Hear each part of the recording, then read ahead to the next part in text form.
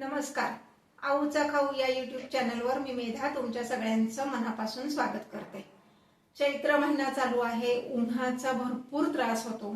अशा वेळेस आपण काय करतो की उन्हापासून बचाव करण्यासाठी कुठली तरी आर्टिफिशियल सरबत पितो. पण निसर्गाने आपल्याला एक खूप छान वरदान दिलेलं आहे की जे आपलं उन्हापासून संरक्षण करू शकतं, ते म्हणजे कैरी. कैरीचं पण दोन पद्धतीने करतात. एक म्हणजे कैरी उकडून करतात आणि दुसरं कच्च्या कैरीचं करतात. तर आज मी तुम्हाला कच्च्या कैरीचं इन्स्टंट पन्ह किंवा कैरीचं सरबत दाखवणार आहे. चला तर मग रेसिपी बघूया. हे पहा, इन्स्टंट पन्ह करण्यासाठी मी एक कैरी घेतलेली आहे. मिठाच्या पाण्यात स्वच्छ धुवून घ्यायची. मिठाच्या पाण्यात एवढ्यासाठी धुवायची की त्याच्यावर काही जर केमिकल्स मारलेली असतील तर, किंवा आपण मार्केटमधून जेव्हा कैरी आणतो तर बऱ्याच जणांनी ते हाताळलेली असते, म्हणून मिठाच्या पाण्यात स्वच्छ धुवून घ्यायची. आता मी काय करणार आहे, हा वरचा जो देठाचा भाग आहे हा कापून टाकायचा, काढून टाकायचा आहे आणि साल काढण्याने साल पण काढायचं आहे.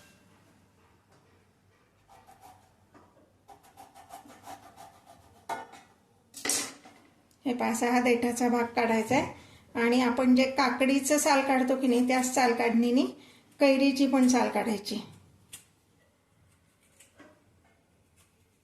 अगदी पातळ काढायची, खूप अगदी काही जाड साल काढायची अशातला भाग नाहीये.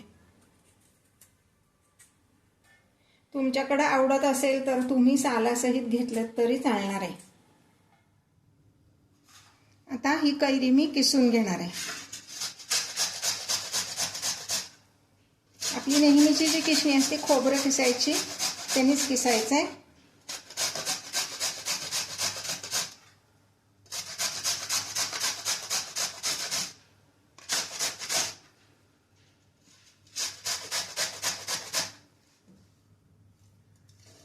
हे पहा, ही कैरी आपण किसून घेतलेली आहे. किती किसायची तर आतला बाठा दिसेपर्यंत ही कैरी किसायची. हे मी टाकून देणार नाहीये, हे असंच आपण आमटीत घातलं तर आमटीची चव पण छान लागते, त्यामुळे मी हे बाजूला ठेवणार आहे.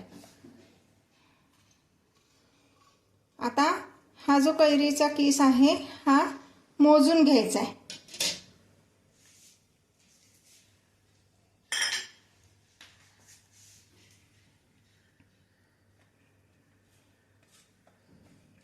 साधारणपणे 1 वाटी एवढा हा कैरीचा किस आहे. ह्यामध्ये आपण अर्धी वाटी साखर घालणार आहे. कैरीच्या आंबटपणानुसार साखरेचं प्रमाण कमी जास्त होऊ शकतं आणि अर्धी वाटी साखर घालून मी हे आता मिक्सरमधनं काढून घेणार आहे. हे पहा, मिक्सरमधनं अशी छान स्मूथ पेस्ट करून घ्यायची. हे छान स्मूथ व्हावं म्हणून मी ह्यात अर्धा भांडा एवढं पाणी घातलं होतं. आता ह्यात मी अजून 2 ग्लास तरी पाणी घालणार आहे.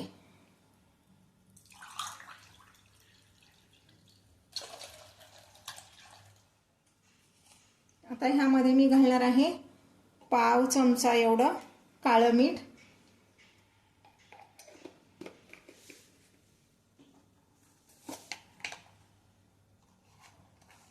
आणि पाव चमचा एवढं आपलं रेग्युलर मीठ.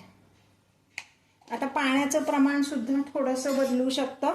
कैरी कितपत आंबट आहे आणि तुम्हाला कितपत आंबट गोड आवडतं त्यानुसार पाण्याचं प्रमाण सुद्धा बदलू शकतं. मी आता ह्याची टेस्ट घेऊन बघणार आहे आणि मग ठरवणार आहे की ह्यात अजून थोडं पाणी घालायचं की नाही ते, किंवा साखर सुद्धा घालावी लागेल किंवा नाही.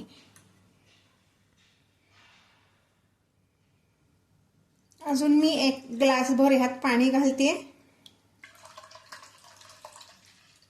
आणि 1च चमचा पिठी साखर घालते.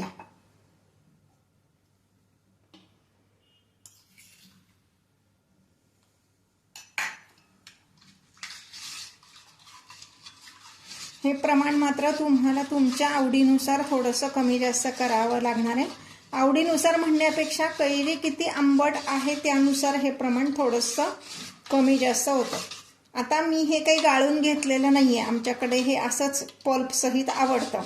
पण तुमच्याकडे जर आवडत नसेल तर सर्व करताना तुम्ही गाळण्याने गाळून घ्या. मी दोन्ही पद्धतीने तुम्हाला दाखवते. हे पहा, आता ह्या ग्लासमध्ये मी पल्प सहित तुम्हाला दाखवते कसं दिसतं ते. आता मी ह्यात फ्रीजमधलंच पाणी घातलेलं आहे. तुमच्याकडं नसेल, बर्फ घालायचा असेल तर तुम्ही बर्फ घालू शकता. सरबताचा ग्लास नेहमी पाऊनच भरायचा, म्हणजे सर्व करताना अंगावर वगैरे सांडत नाही. आता दुसऱ्या ग्लासमध्ये मी तुम्हाला गाळून दाखवते. हे जे गाळणं आहे हे माझं सरबत गाळायचं सेपरेट गाळणं आहे.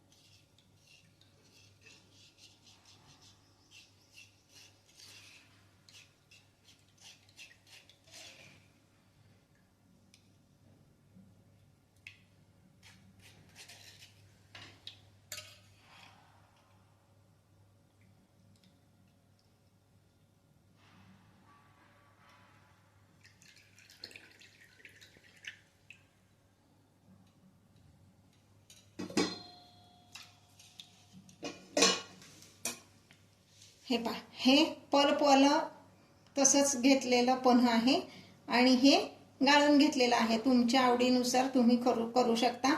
कुणी गेस्ट आले असतील तर नक्कीच गाळून द्या, कारण पल्प मध्ये मध्ये तोंडात आलेलं बऱ्याच जणांना आवडत नाही. हे आपलं कच्च्या कैरीचं इन्स्टंट पण तयार आहे.